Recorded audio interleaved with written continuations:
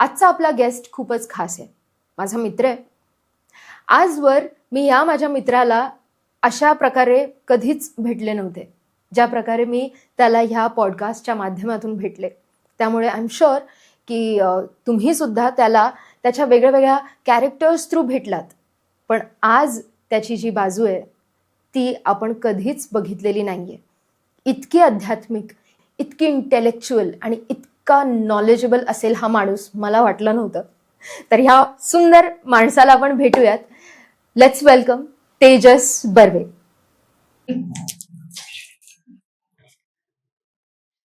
तेजस, कसा आहेस?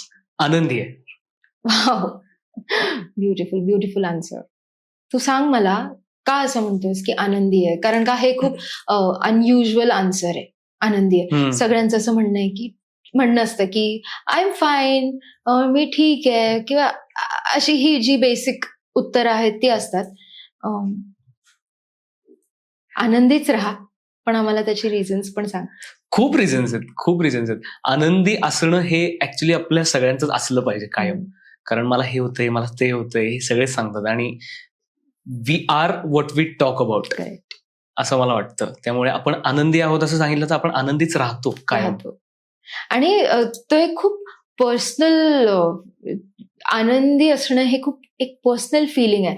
मग regardless of what ever is happening in your life, काहीही होऊ देत आयुष्यामध्ये, ब्रेकअप चाललंय, घरात भांडणं चालू आहेत, कामच मिळत नाहीये, काहीही उतार चढाव जे काय असतात, आनंदी राहणं आणि ह्या सगळ्याचा मला असं वाटत नाही की काही संबंध आहे. तुझं काय म्हणणं आहे? मला वाटतं की आनंदी राहणं हा चॉईस आहे, रिगार्डलेस काही चाललंय. एक्झॅक्टली तेच ना. तो चॉईस करणं खूप धाडसाचं काम आहे असं वाटतं. बऱ्याचशा लोकांना बघून मला असं वाटतं की हे खूप धाडसी काम आहे की काय, पण ऍक्च्युली असं बघायला गेलं तर खूप सोपं आहे. म्हणजे तू किती सहज बोललास की आनंदी आहे. तुला माहित नव्हतं मी तुला काय विचारणार आहे. इतकं सहज काय, आय मीन तू कसं स्वतःला कंडक्ट करतोस ज्यामुळे तू हे मला उत्तर देऊ शकलास? जसं मी मगाशी म्हटलं की आपण जे बोलतो ते आपण असतो. त्यामुळे आनंदी राहणं हा मला वाटतं की हे कायम आपल्या तोंडी असलं पाहिजे की कसं आहे, मी आनंदी आहे, मी मजेत आहे, मी छान आहे, की अरे माझं हेच चाललंय, माझं तेच चाललंय. हेच जर आपण करत राहिलो ना तर आपण तीच गोष्ट रिपीट वर होत राहील. सो आपण जे इनपुट देतोय तसं आपल्याला आउटपुट मिळणार आहे. सो आपण इनपुटच छान दिलं कायम तर आपल्याला आउटपुट सगळीकडे छान मिळणार आहे आणि ते रेडिएट होतं मला वाटतं सगळीकडे, की आपलं आनंदी असणं लोकांपर्यंत पोहोचतं आणि लोक आपल्याला तसंच आनंदीच असून ट्रीट करतात आपल्याला. आणि मॅनिफेस्ट पण होतं ना. बिलकुल. सरस्वती असते आपल्या जिभेवर आणि ते कुठल्या क्षणी तथास्तू म्हणेल हे आपल्याला माहित नसतं. त्यामुळे खूप छान मला तुझा ऍटिट्यूड वाटला. तू मला सांग, तू काही स्पिरिच्युअल प्रॅक्टिसेस वगैरे करतोस का? मी करतो, म्हणजे अर्थातच करतो. आणि खूप प्रकारच्या मी स्पिरिच्युअल प्रॅक्टिसेस करतो. अगदीच काही जमलं नाही ना तर मनापासून देवाचं फक्त एक नाव घ्यायचं, पोचतं ते देवाचं. आणि म्हणजे असं नाही की स्पेसिफिक देवाचं, कुठल्याही देवाचं. मी उठता बसता माझ्या तोंडात स्वामींचं नाव असतं. आता हे मला जे ओळखतात किंवा माझ्या जवळचे जे लोक आहेत सगळ्यांना माहितीये, उठता बसता स्वामींचं नाव तोंडात असतं. सो देव ऍज इन एनी देव. सो तू रिलिजियस बिलीफ ठेवणारा आहेस की स्पिरिच्युअल बिलीफ ठेवणारा? मला वाटतं की स्पिरिच्युअल बिलीफ ठेवणारा मी जास्त आहे. कारण रिलिजियस म्हणजे फक्त आपण ना त्या शक्तीला किंवा स्वतःला सुद्धा त्या एका कोंदणात आपण बांधून घेतो. तर ते ठेवण्याऐवजी जर आपण ग्लोबली, युनिव्हर्सली जर विचार केला तर ते जास्त, मला वाटतं की आपली पॉवर जास्ती पोचते किंवा त्या पॉवरला ऍक्सेस करण्याची आपली कपॅसिटी जास्त वाढते. की फक्त मी एवढंच जर मी ठेवलं ना, जे धर्माच्या बाबतीत आपण म्हणतोय, अर्थात प्रत्येक धर्माचे एक आराध्य दैवत आहेत, त्यांची भावनिक नाळ जोडलेली आहे कोणाची तरी. पण मला कुठल्याच देवाशी किंवा कुठल्याच धर्माविषयी मला तेढ अजिबात नाही, सगळ्यांविषयी आदरच आहे. त्यामुळे मला वाटतं की मी स्पिरिच्युअल जास्त आहे. असा कुठलं कॅरेक्टर तू निभवलंयस का ज्याच्यातून तुझं अध्यात्माकडचा जो कल आहे तो खूप छान वाढलाय किंवा तुला खूप काही शिकायला मिळालंय किंवा असं काहीतरी? खूप जास्त. म्हणजे आता रिसेंटली मी जी एक फिल्म केली आणि मी आता खरं तर त्याविषयी मी लगेच सांगू इच्छित नाही, कारण ते थोडंसं सरप्राईज ठेवायचं आहे मला. पण लवकरच ती फिल्म तुमच्या भेटीला येणार आहे. आणि त्यामध्ये जी मी भूमिका साकारली होती, त्या भूमिकेनी माझी स्पिरिच्युअल जर्नी खूप वेगळ्या पद्धतीने एक दिशा मिळाली त्याला, किंवा मी त्या निमित्तानं बऱ्याच गोष्टी वाचायला सुरुवात केली. आणि त्यातून ना बऱ्याच गोष्टी मला या कळल्या की हे फक्त धार्मिक असणं किंवा स्पिरिच्युअल असणं हे फक्त देव देव देव देव करणं नाहीये. त्या पलीकडे जाऊन ह्याच्यामध्ये विज्ञान आहे, ह्याच्यामध्ये भक्ती आहे, ह्याच्यामध्ये सगळंच सर्वसमावेशक एक आहे. आणि आपल्या भगवद्गीतेमध्येच ह्या सगळ्या गोष्टी आहेत. हो, बरोबर बोलतोयस तू. आणि तुला माऊलींबद्दल काय वाटतं? तुला सांगणं, मला का माहित नाही, तुला असं विचारावंसं वाटतंय. माऊलींबद्दल तुझं काय म्हणणं आहे? माऊलींकडे मी स्वतःला सरेंडर केलेलं आहे. कारण मी अर्थातच हळूहळू सगळ्यांना या गोष्टी कळत जातील की मी हे का बोलतोय. कारण एखादी भूमिका किंवा एखादं काम असं असतं की आपण कितीही त्याबद्दल वाचलं, त्या भूमिकेविषयी किती अभ्यास केला ना, तरी ते इतकंच असणार आहे. सो जेव्हा आपले प्रयत्न संपतात ना, तेव्हा त्यांचे प्रयत्न सुरू होतात किंवा तेव्हा त्यांचं काम सुरू होतं. तर तेव्हा मला एका पॉइंटला जाणवायला लागलं होतं की मी कितीही वाचलं, कितीही अभ्यास केला तरी ते अपुरं पडणार आहे.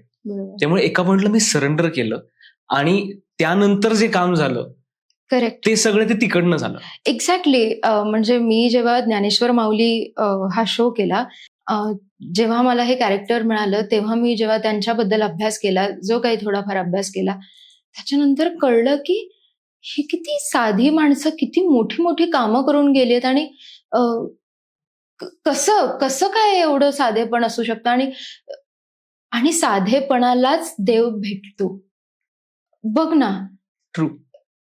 तुझं काय म्हणणं आहे? तुला म्हणजे तुला काय लाईफ बद्दल, म्हणजे फॉर एक्झाम्पल तुला अशी छान छौकी आवडते की एकदम सिम्पल काइंड ऑफ लाईफ आवडते? कारण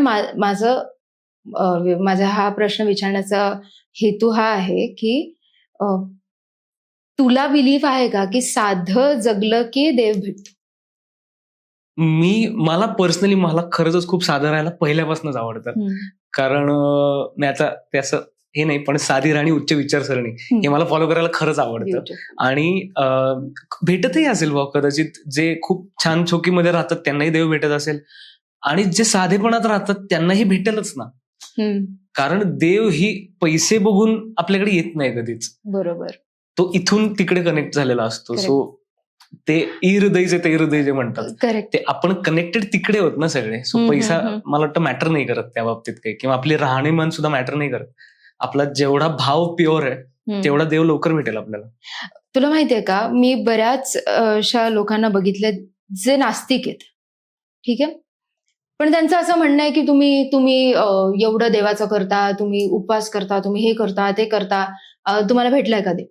त्यापेक्षा आम्ही इथे जिथे आहोत तिथे फक्त मनापासून नमस्कार करतो, बस आहे, आम्हाला काही गरज नाही हे सगळं करायची. तर मला असं वाटतं की त्यांची जी इच्छा, त्यांची जी बिलीफ सिस्टम आहे ना, ती जे खूप देवदेव देवदेव ऍक्च्युली असं दिसणारं देवदेव करणाऱ्यांपेक्षा जास्त दृढ असते, असं माझं एक लक्षात आलेलं आहे. काय वाटतं तुला? मला वाटतं की नास्तिक तो असतो जो वन स्टेप बॅक असतो देवाला भेटण्याचा. कारण वन्स यू आर आस्तिक, तुम्हाला देव भेटतोच ना. तुम्हाला वाट नाही पाहायला लागत की देव मला कधी भेटेल. आणि नास्तिक या शब्दाच्या फोडीमध्येच आहे ते की न आस्तिक, जो आस्तिक नाही येतो. आता ह्याच्यामध्ये सुद्धा आस्तिक हा शब्द येतोच ना. म्हणजेच तो आस्तिक पण आहे, न ऍड झालाय त्याला की तो न आस्तिक आहे. न काढला की सगळं नॉर्मल होतं. म्हणजेच तो फक्त एक पाऊल मागे आहे फक्त देवाला भेटण्याचा. आणि जे आस्तिक असतात किंवा ज्यांचा बिलीफ आहे त्यांना ह्या न त्या रूपात कधी ना कधी देव भेटतच असतो. तो काही ना काही रूपाने त्यांना मदत करायला येतो, किंवा ते कधी कधी देव बनून आपण म्हणतो की देवासारखा धावून आला. तसे बऱ्याचदा लोक भेटतात आपल्याला. आपणही लोकांच्या भेटीला जातो तसे. इनफॅक्ट जी लोक आपल्याला ओळखतात किंवा आपल्या जे ओळखीचे लोक असतात त्यांच्यापेक्षा जास्त स्ट्रेंजर्स हेल्पफुल ठरतात बऱ्याच वेळा. बिलकुल. आणि तो माणूस अगदीच 1 महिना पहिले किंवा 2-3 वर्ष अगोदर आपला मित्र झालेला असतो किंवा मैत्रीण झालेली असते, आणि तो असं काहीतरी आपल्या आयुष्यात एक त्याचा खारीचा वाटा नसतो, पण असं काहीतरी तो करून जातो आपल्यासाठी की आपल्याला असं वाटतं की बापरे, हे तू नसतास तर वाट लागली असती रे, है ना. आणि तू जसं म्हणलास की न काढला की देव भेटतो, तसंच लाईफमध्ये पण तसंच आहे ना. तो जो नेगेटिव्हिटीचा जो न आहे तो काढला की ते जे मॅनिफेस्टेशन करायचंय देव स्वरूपात भेटतं. बिलकुल बिलकुल. इव्हन मला वाटतं की आपण अगदी रस्त्यावरून जाताना मायनर एखादा ऍक्सिडेंट जरी झाला असेल तरी आपल्या ओळखीचे आसपास कोणीच नसतात जे आपल्याला मदत करतात, जे आपल्या मदतीला धावून येतात. कधी कधी आपण त्या लोकांना परत भेटतही नाही, पण मला वाटतं की ते देवच असतात, यानं त्या रूपात असणारे. बरोबर. म्हणजे ज्ञानेश्वर माऊली जेव्हा मी केली ना, तो फेज ऑफ लाईफ असा होता ना की मला खरंच देवाचीच गरज होती. मला देवाचीच गरज होती आणि खरंच देव भेटला. आणि जेव्हा मी मगाशी आपण गप्पा मारताना मी म्हंटल ना तुला की असे असे एक्सपिरियन्सेस आले ना की देवानी मला स्वतःला त्याच्याकडे असं ओढून ओढून ओढून ओढून स्वतःकडे ओढून घेतलं मला त्याने. आणि खरंच मला असं कुशीत घेतल्यासारखं त्याने मला सांभाळलं, माहितीये का, त्या फेजमध्ये. आणि त्या फेजमुळे तो जो एक घाणेरडा फेज होता लाईफ मधला, जो प्रत्येकाच्या लाईफमध्ये इंटेन्सिटी फक्त वेगळी असते, प्रत्येकाच्या लाईफमध्ये काही ना काही गोष्टी येतात, पण त्याच्यानंतर तुम्ही काय लेवलचं सरेंडर करताय हे किती महत्वाचं असतं, हो ना. तर तुझ्या लाईफमध्ये असा कुठला क्षण आलाय का की म्हणजे फिनिश झालंय असं सगळं वाटलंय, तर नाही, याच्या पुढे नाही होऊ शकत माझ्यानी, आणि तुझ्याकडे ऑप्शनच नसतो, चॉईस असतो. तुझ्या आयुष्यात आलाय का असं? बऱ्याचदा आलाय असेल. म्हणजे मला एकाने सांगितलं होतं ना, तू कधी देवाशी भांडलायस का, खूप वेळी सांगितलं होतं. तर ना तेव्हापासून आपण कोणाशी भांडतो, जी हक्काची व्यक्ती आहे, जे आपले खूप जवळचे आहे. आपण आई वडिलांची भांडतो, बहीण भावाची भांडतो, आपल्या मित्रांची भांडतो, स्ट्रेंजर्सची रस्त्यावर किंवा असे भांडतो, ती गोष्ट वेगळी भांडण. पण हक्काची भांडणं कोणाशी करतो की मला माहिती की मी इथे परत जाणार आहे. तर अशी सगळ्यात आपल्या जवळची कोण आहे व्यक्ती जी आपल्यासोबत लाईफ लॉंग असणार आहे, तर देवच आहे. त्याच्याशी का भांडू नये आणि त्याच्याकडनं भांडून गोष्टी का घेऊ नये. बरोबर. तर माझं बऱ्याचदा असं होतं, म्हणजे मी कधी कधी स्वामींसमोर असं होतं की पटतंय का तुम्हाला तरी काय चाललंय, आणि त्याच्यातनं वे आउट निघतो, कुठनं ना कुठनं वे आउट निघतो. म्हणजे जर क्रिएटिव्हली काही ब्लॉक आला असेल तर कोणीतरी हेल्प आउट करतं, ते सॉल्व्ह होऊन जातं. फायनान्शियली काही क्रायसिस आला असेल तर कुठनं तरी काम जनरेट होतं, किंवा कोणाला तरी आधी पैसे दिले असं त्याला अचानक आठवतं की अरे ह्याला पैसे परत द्यायचे, असं म्हणून कोणीतरी पैसे परत देतं. तर ते ना वे आउट्स निघत जातात.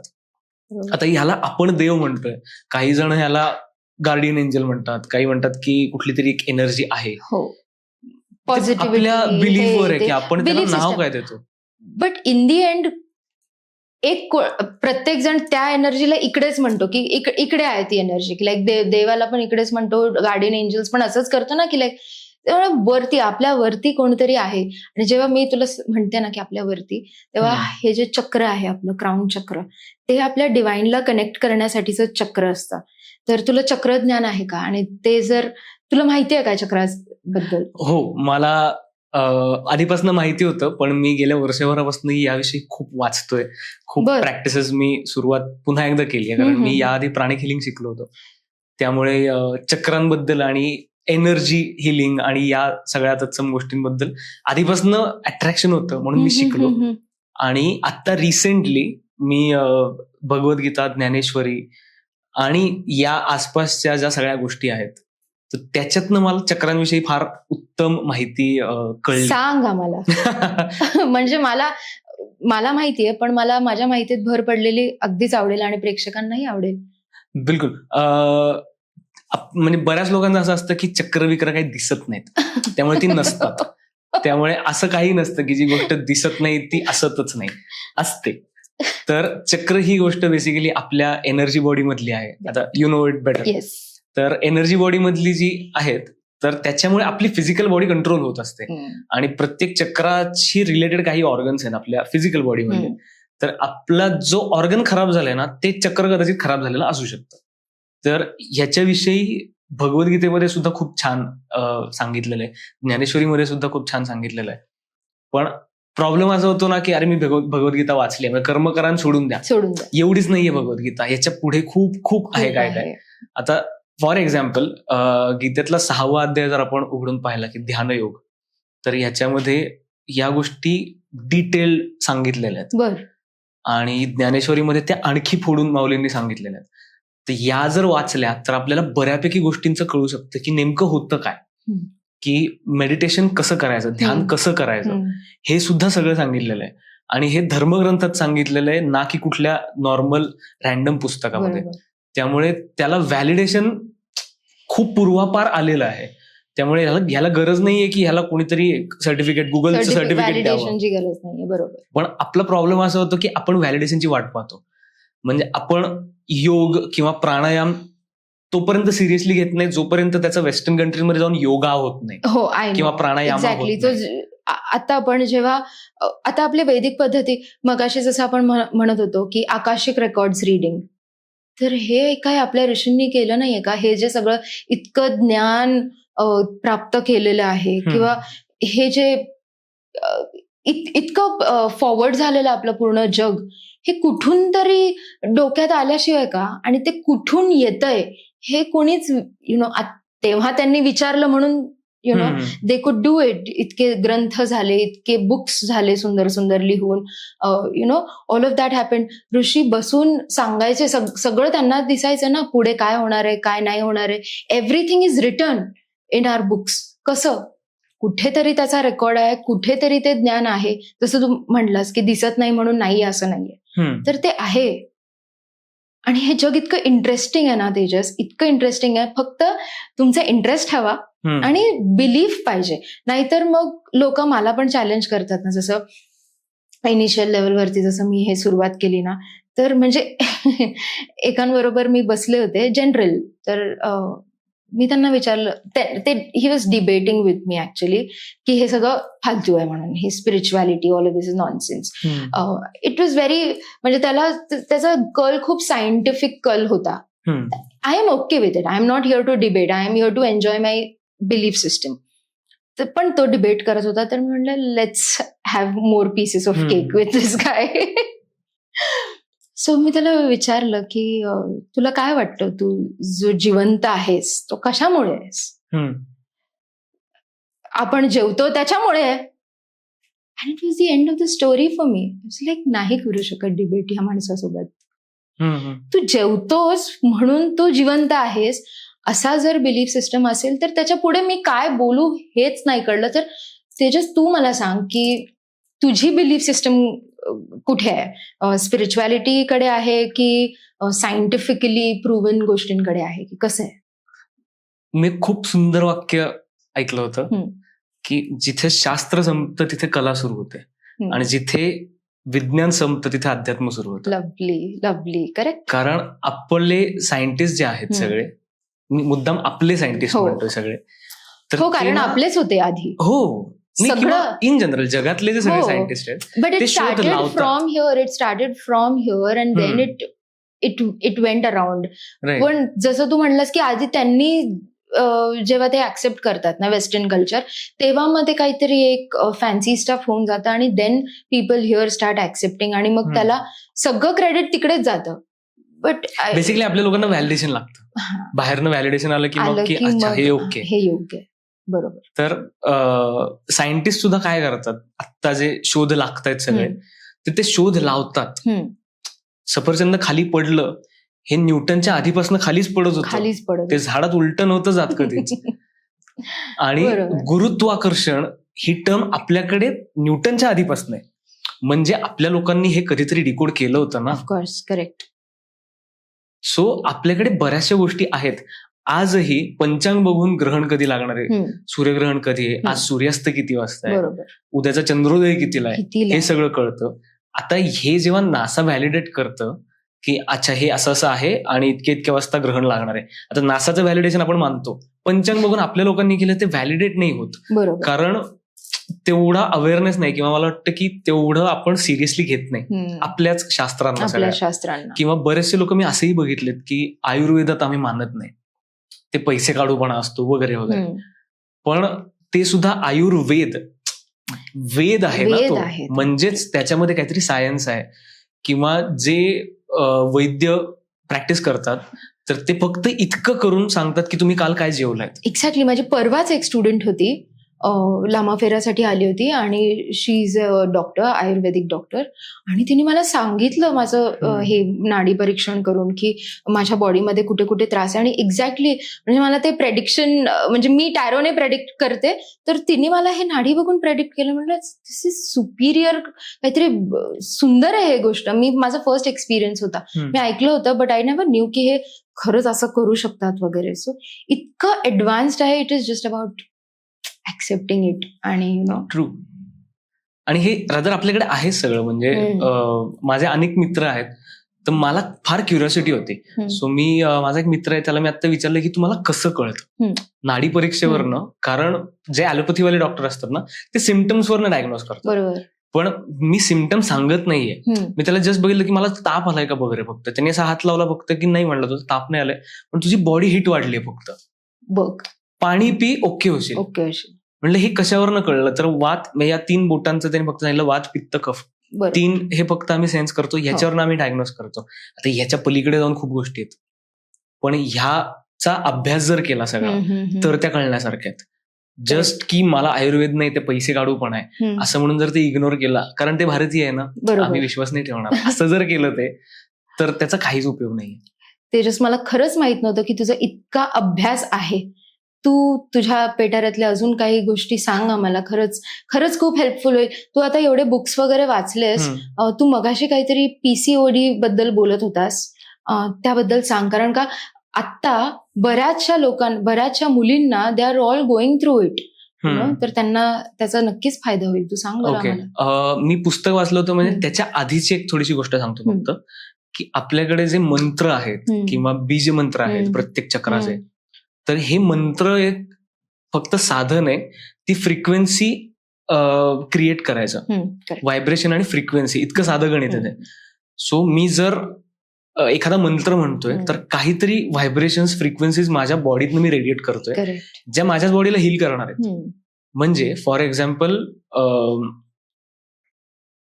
लहान मुलगा आहे, म्हणजे लहान जी बाळं असतात, त्यांना जर आपल्याला वॉशरूमला न्यायचं असेल तर आपण असा आवाज काढतो, त्यांना नाही म्हणत किंवा ऑ नाही म्हणत, तर तो आपण हा जो आवाज काढतो ना, तर तो तिथल्या चक्रासाठीचा, ती पेटल्स जे आहेत ते पेटल्स ओपन होतात, बरोबर, ज्याच्यामुळे तिकडचे ऑर्गन्स वर्क करतात आणि मग पुढची सगळी क्रिया घडते बाळाची.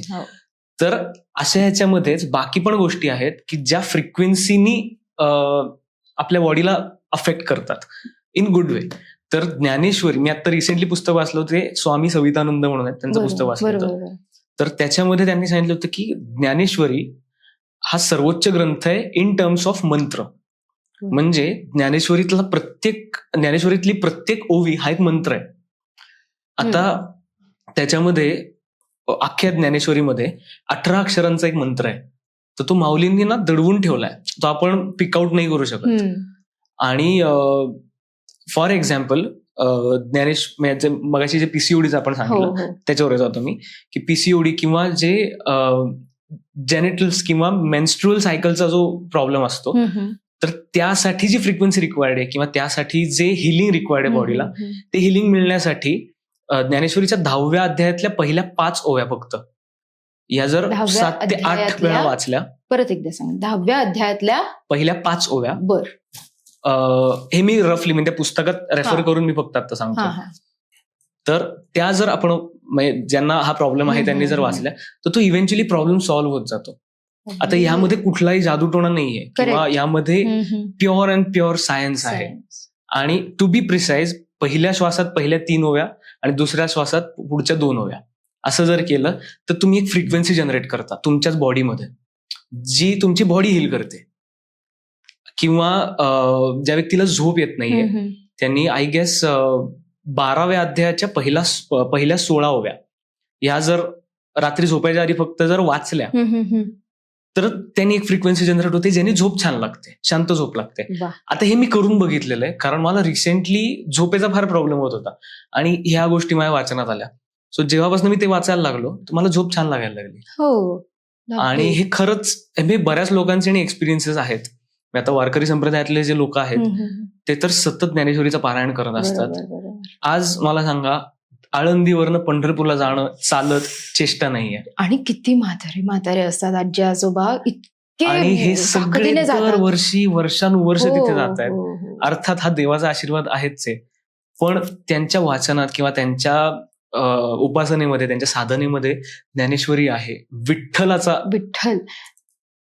विठ्ठलाचा गजर असतो. हा एक्सपिरियन्स माझ्या घरातला आहे. जेव्हा माझ्या वडिलांना कार्डियक अटॅक आला होता तेव्हा मी एक सांगितलं होतं फक्त की आपण जेव्हा विठ्ठल विठ्ठल म्हणतो ना तेव्हा हार्ट पंप होतं. तर हार्ट जेव्हा पंप होतं तेव्हा ब्लॉकेज असेल ना तरी ब्लड पास होऊन जातं. बरोबर. सायन्स आहे याच्यात काही विठ्ठल नावाच्या याच्यामध्ये सायन्स आहे. किंवा श्रीरंग हा जो उच्चार आहे तर आपलं जे इथलं नेवल चक्र जे असतं सो त्यासाठीचा जो बीज मंत्र आहे त्याच्यामध्ये श्रीरंग हा जो उच्चार आहे हे अगेन त्या पुस्तकामधूनच मी रेफर केलेल्या गोष्टी आहेत सगळ्या. सो या ना फ्रिक्वेन्सी आपण जनरेट करतो. बरोबर. आता यामध्ये कुठलाच मंत्र किंवा जादू टोणावाला काही याच्यामध्ये भानगड नाहीये. किंवा आणखीन एक गोष्ट माझ्या वाचनात आली होती की ओम जो आहे तर कुठलाही जो फॅमिली मॅन आहे ज्याला फॅमिली रन करतोय तो तर त्यांनी प्युअर ओमचा शुद्ध ओंकाराचा कधी उच्चार फार करू नये. कारण यांनी इव्हेंच्युअली तुम्हाला विरक्तीकडे ते घेऊन जातं. अच्छा. आता जर मी संसारी माणूस आहे आणि जर मला विरक्ती आली तर माझ्या बायका पोरांचं काय करायचं. किंवा ग्रंथांचे सुद्धा गुरुचरित्र हा जो ग्रंथ आहे तर हा विरक्तीकडे नेणारा जास्त आहे. बरोबर. मे बी त्याच्यातून जे व्हायब्रेशन क्रिएट होतील त्यांनी मला विरक्ती पटकन येईल. सो अशा प्रत्येक ग्रंथाबाबतीत काही ना काही गोष्टी आहेत. तर आपण मला खरंच आवडेल की ह्याच्यावर छान रिसर्च झाला. आणि जर वेस्टर्न कंट्रीजनी तो केला करतातच त्याला व्हॅलिडेशन मिळाल्यावर आपली लोक ते मान्य करतील. पण मला खरंच आवडेल की ह्याला एक व्हॅलिडेशन जर मिळालं ना कधी तर गरज नाहीये पण मिळालं तर अर्थात गरजच नाहीये पण ह्याला जर व्हॅलिडेशन मिळालं तर आपले सगळे लोक हे सिरियसली घेतील. आणि मला फार आवडेल जर आपलंच ज्ञान आपल्या सगळ्या लोकांनी खूप सिरियसली घेऊन ते फॉलो केलं तर. खरंच. आणि हा जो आत्ताचा काळ आहे राईट, आमचे गुरु जे आहेत मैत्रेय दादाश्रीजी ते म्हणतात की आत्ताचा जो काळ आहे तो खूप इम्पॉर्टंट काळ आहे ट्रान्सफॉर्मेशनसाठी. येणाऱ्या काळासाठी ना ते ट्रान्सफॉर्मेशन खूप गरजेचं आहे. आणि जर ते ट्रान्सफॉर्मेशन झालं नाही तर अवघड होऊ शकतात गोष्टी. तर तुझं काय म्हणणं आहे, काय ट्रान्सफॉर्म झालं पाहिजे माणसामध्ये? म्हणजे तुझा इतका अभ्यास आहे, आय एम शुअर तू स्वतःवर तितकं काम केलंही असशील. तू जितक्या सुंदर प्रकारे तू ते आत्मसात केलंस ना प्रत्येक गोष्ट, तर आय एम शुअर ती तू प्रॅक्टिसमध्ये पण आणत असशील. आणि त्या गोष्टींनी तुझ्या ट्रान्सफॉर्मेटिव्ह जर्नीला काय काय हेल्प केली आहे ते सांग. म्हणजे आधी काय होतं, काही गोष्टी डाऊन होत्या आणि तुला कशी ग्रोथ मिळाली आहे त्या गोष्टी आत्मसात केल्यामुळे ते सांग. मला वाटतं की जी टँजिबल ग्रोथ लोकांना दिसते ना ती फक्त फायनान्शियली दिसते किंवा मटेरियलिस्टिक ग्रोथ दिसते. पण अदरवाईज जी आपली इंडिव्हिज्युअल ग्रोथ होत असते ना ती फक्त आपल्यालाच कळते. आणि मोस्ट ऑफ द टाइम्स असं होतं की ती आपण सांगू नाही शकत. I am talking about that very growth. मला म्हणजे फायनान्स, रिलेशनशिप हे नाही नकोय. तुझी इंटरनल ट्रान्सफॉर्मेशन. सो जी आपली ग्रोथ असते ना. सो मी आज जर उलटा विचार केला की मी 1 वर्षापूर्वी कसा होतो, हीच सिच्युएशन आली असती तर मी 1 वर्षापूर्वीच्या मीनी याला कसं रिॲक्ट केलं असतं तर मी खूप वेगळं रिॲक्ट केलं असतं कदाचित. किंवा 2 वर्षापूर्वीच्या मीनी ते आणखी वेगळं केलं असतं रिॲक्ट. तर इव्हेंच्युअली म्हणजे या सगळ्या गोष्टी कळल्यानंतर जे एक आपलं मॅच्युरिटीमध्ये ट्रान्सफॉर्मेशन होतं, जे आपल्या पर्सनॅलिटीमध्ये ट्रान्सफॉर्मेशन होतं ना, सो आपली थॉट प्रोसेस बदलते बेसिकली. जी मॅच्युरिटी म्हणतात ना लोक, ती आपली थॉट प्रोसेस बदलते, बाकी काही होत नाही. आणि आपलं गोष्टींकडे बघण्याचा दृष्टिकोन बदलतो. आपण त्याच्याकडे डील कसं करतोय ना ते फक्त बदलतं. एक्झॅक्टली. त्या गोष्टी बदलत नाहीत, आपला दृष्टिकोन जो असतो ना बरोबर तो बदलतो. आणि that is the most important thing and that is the thing actually right. तुझा पॉइंट ऑफ व्ह्यू त्या गोष्टीकडे बघण्याचा चेंज झाला चेंज संपला विषय. आता फॉर एक्झाम्पल काही प्रोजेक्ट्स असतात आपले राईट, आपल्याला मिळत नाहीत किंवा डिले होतात आणि त्याच्यानंतर आपल्याला त्या मोमेंटला असं वाटत असतं की काय हे, का डिले का झालं, का हे घडलं नाही. पण नंतर after a while when you sit and think about it तुला रिअलाइज होतं की God's plan, it was God's plan. ते नव्हतं व्हायचं, हे व्हायचं होतं. असं झालेलं आहे बऱ्याचदा की मला असं वाटलेलं आहे की हे खूप सुंदर प्रोजेक्ट आहे, मी केला पाहिजे, आणि तो झालाच नाही. ठीक आहे. आणि मला दुसरा प्रोजेक्ट मिळाला जो एकदम ठीक आहे, म्हणजे करूयातच आता प्रोजेक्टला आपण इतके मोठे नाही झालोय की नाही म्हणावं किंवा चॉईस करावी आपण. सो घेतला दुसरा प्रोजेक्ट, आणि पण मनात असं होतं की तो मोठा नाही मिळाला.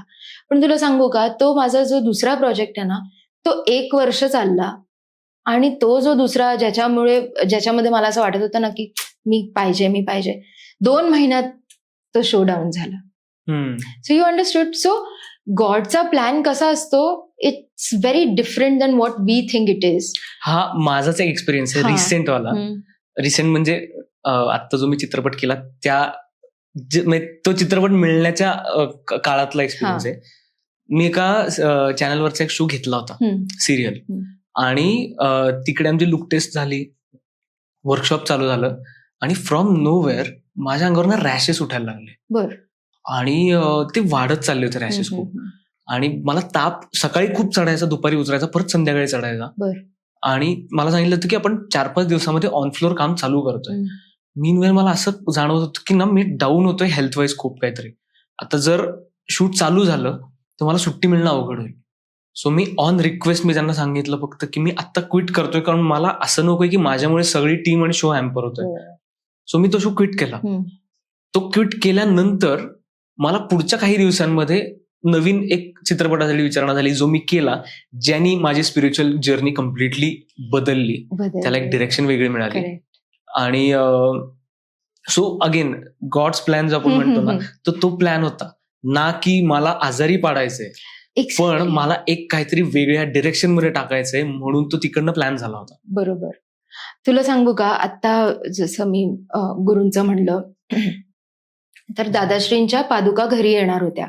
ठीक आहे. पादुका दर्शन सगळं चालू होतं आणि घरी येणार होत्या पादुका इथे आपल्याकडे.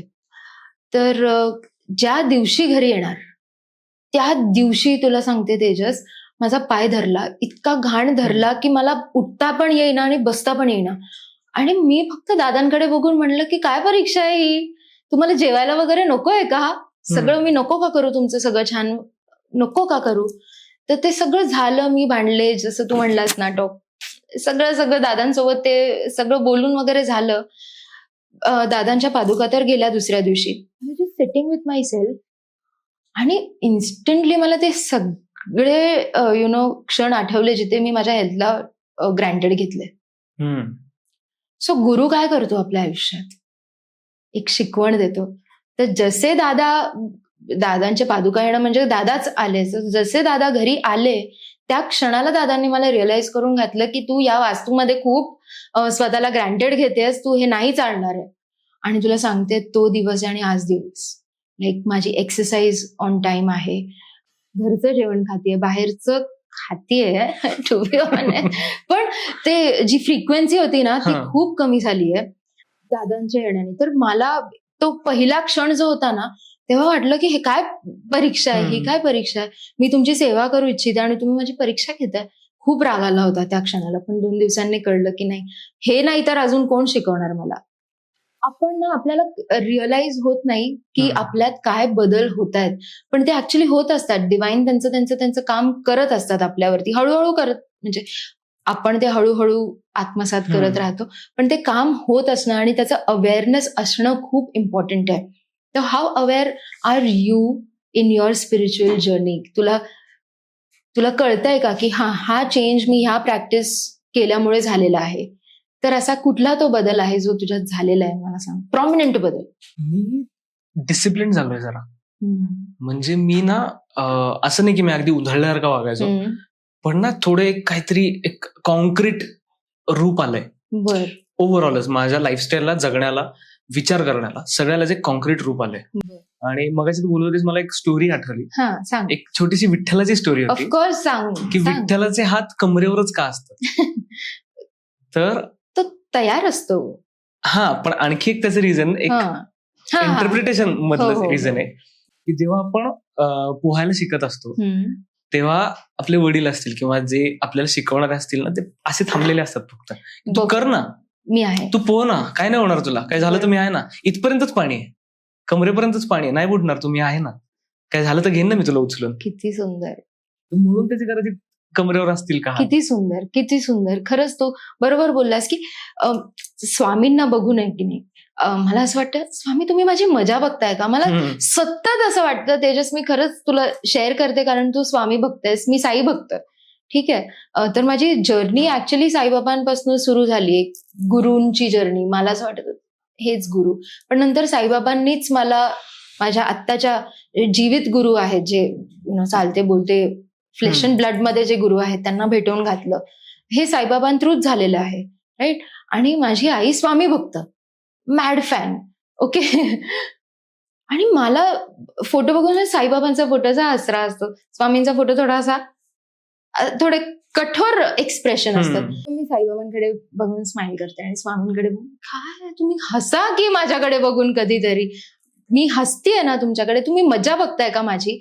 तर मला असं वाटतं की त्यांची शिकवण्याची पद्धत जी आहे ना ती थोडी काठी मार्के सिखाने वाले. व्हॉट डू यू थिंक, तुला आलाय का असा अनुभव. ऍब्सोल्युटली. मला एक जनरल किस्सा आठवला आता फिल्मच्या वेळीच. मला विचारलं होतं की तू खरंच इन टू द कॅरेक्टर आहेस का, तुला काय वाटतं की तुला दिसतो का सगळीकडे विठ्ठल. बरोबर. हा, असं जनरल विचारलं होतं मला दादानी. तर तेव्हा मी असं होतं की नाही दिसत, कारण ऑनेस्टली मला विठ्ठल नाही दिसायचं सगळीकडे. आणि मला असं की काय यार, म्हणजे आपण चुकतोय का, हा आपलं काही चुकतंय का, किंवा आपण कमी पडतोय का कुठे, कारण नाही दिसत आहे मला विठ्ठल, काय करू आता. आता याला 3-4 दिवस गेले. 3-4 दिवसानंतर सेटवरतीच स्वामींचा विषय निघाला काहीतरी. तेव्हा मी थोडासा मागे गेलो आणि तेव्हा मला एक आठवायला लागलं की मला पहिल्या दिवशी जी पिकअप साठी गाडी आली होती ना, त्याच्या मागे स्वामींचे तो एक कटआउट असतो, तो कटआउट होता. सेटवर येताना मला स्वामींशी रिलेटेड काही ना काही गोष्टी दिसायच्या. म्हणजे एखादी गाडी स्वामी लिहिलेला असेल, किंवा समर्थ स्नॅक्स असेल, स्वामी गॅरेज असेल, XYZ in any which way, any form, मला स्वामी दिसायचे. बरोबर. तर मी तेव्हा दादाला म्हणलं की तू मला परवा विचारलं होतं तुला विठ्ठल दिसतो का सगळीकडे. म्हणलं मला विठ्ठल नाही दिसत, पण मला स्वामी दिसतात सगळीकडे. म्हणलं तू मूर्ख आहेस, तुझा विठ्ठल तुला कळलाच नाही. बघ हे किती सुंदर वाक्य दादाने म्हणलंय. तुझा विठ्ठल तुला दिसलाच नाही, तुला विठ्ठल तुला कळलाच नाही. मला तेव्हा असं झालं की अरे हो यार, म्हणजे शाळेपासून एक सुभाषित आपण पाठ करतोय, आकाशात पतितम तोयम यथा गच्छति सागरम सर्वदेव नमस्कारा केशवम प्रति गच्छति.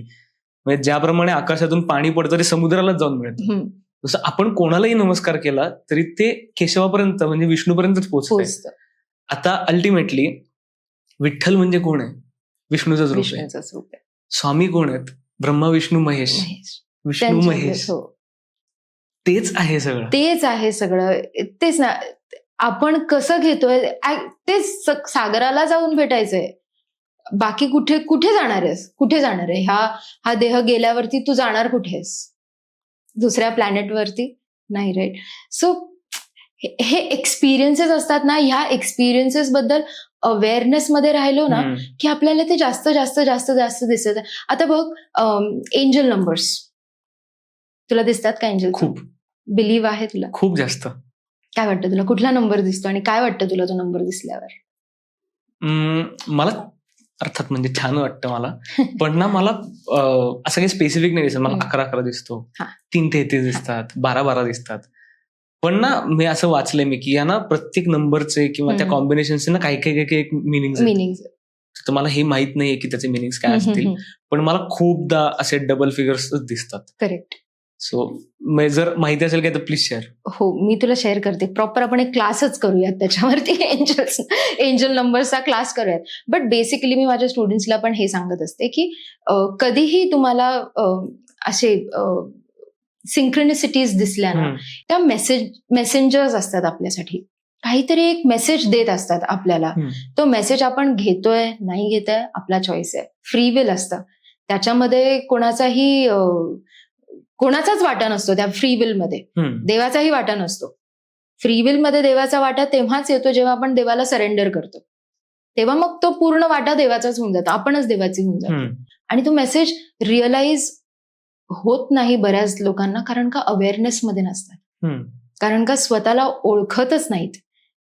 आपल्याला काय आवडतं, काय नाही आवडत. जसं मी तुला विचारलं, तू कसा आहेस, तू म्हणालास मी आनंदी आहे. तुला माहितीये तू आनंदी आहेस. लोकांना माहितीच नसतं की त्यांची सिच्युएशन काय चालू आहे. ती जर प्रत्येकाने ओळखली, होय होय, तर मजा येईल. तर हे जे सगळे सिंक्रेनिसिटीज आहेत, तुमचे जे उत्तर आहेत, जे तुम्ही ऍक्च्युली देवाकडे जाऊन डोकं आपटून नाक घासून मागितलेली आहेत, ती तुम्हाला इतक्या सहजरित्या मिळतात ना. म्हणजे दादा म्हणतात की तुम्ही माझ्याशी येऊन बोलत का नाही. तर आमच्या सगळ्यांकडे डिवाइन लाईट आहे. हे बघ, हे डिवाइन लाईट आहे. हे दादांचं खूप जागृत स्वरूप आहे आणि ह्याला फोटो नाही म्हणत, आम्ही डिवाइन लाईट म्हणतो. आणि ही आमच्या सोबतच असते. म्हणजे ही आमच्या सोबत आता आली आहे मिड एज मध्ये, पण जाईल माझ्या सोबतच ही डिवाइन लाईट. इतकं.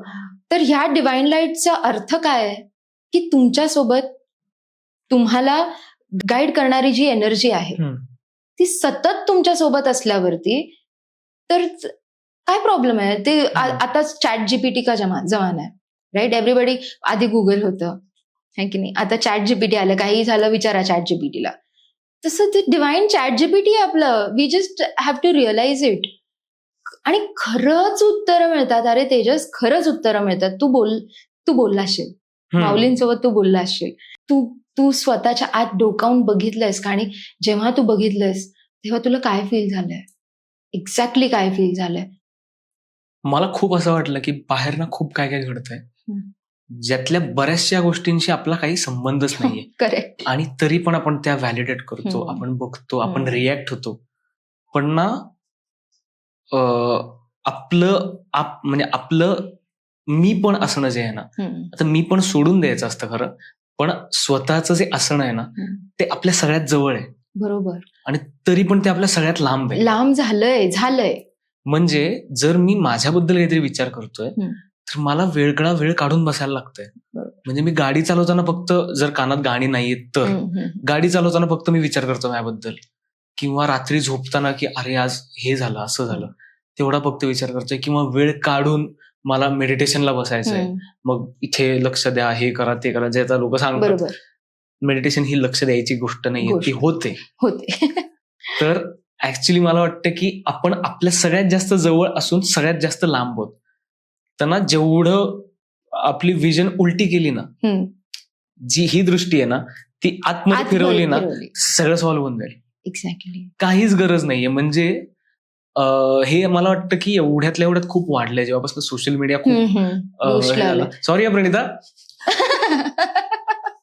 जेव्हापासून सोशल मीडिया खूप ओव्हर पॉवरिंग झालंय ना तेव्हापासून. But social media is nice absolutely. पण आपण जे आहारी गेलो ना त्याच्या, की आज मग मग इकडे जाऊन खातोय, हा भेळ खातोय, हा लोणावळ्याला फिरतोय, मला काहीच घेणं नाहीये. बरोबर. कारण लोणावळ्यावरनं आल्यानंतर जेव्हा तो बँक बॅलन्स बघून फ्रस्ट्रेट होते ते नाही टाकत येतो. अशा बऱ्याचशा गोष्टी आहेत की लोक आपली चांगली साईड दाखवतात, जी चांगली साईड बघून आपण स्वतः उगाच हॅम्पर होतोय. की माझ्याकडे सेलिब्रेट करण्यासारख्या 50 गोष्टी आहेत, त्या विसरून एक गोष्टीवर मी रडत बसतोय.